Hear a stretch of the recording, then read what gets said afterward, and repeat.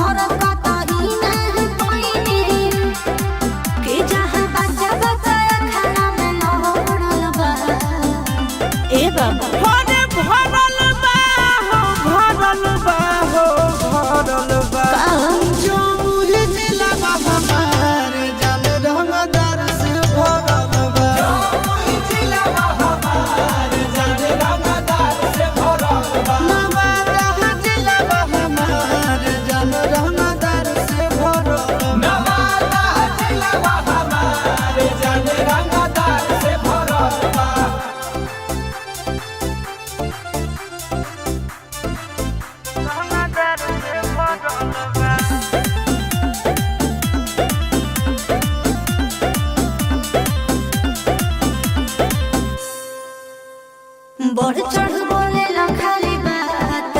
बाबू देखब तोहार रूपा लफुआ हमारा गुंडन के लेके घूमेला तू अपना साथ सब जनतन को चीज हम बानी जे जान जाएबू जवनिया तू देही के दान जाएबू सुना लागे ना सहसर के ऊपर चढ़ल बा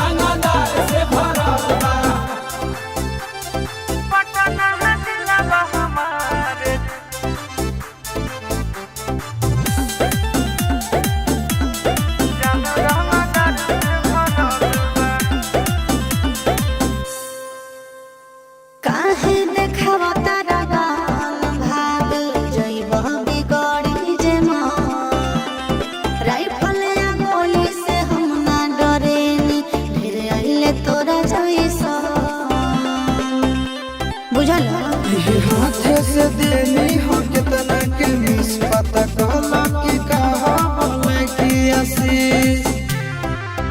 नंदन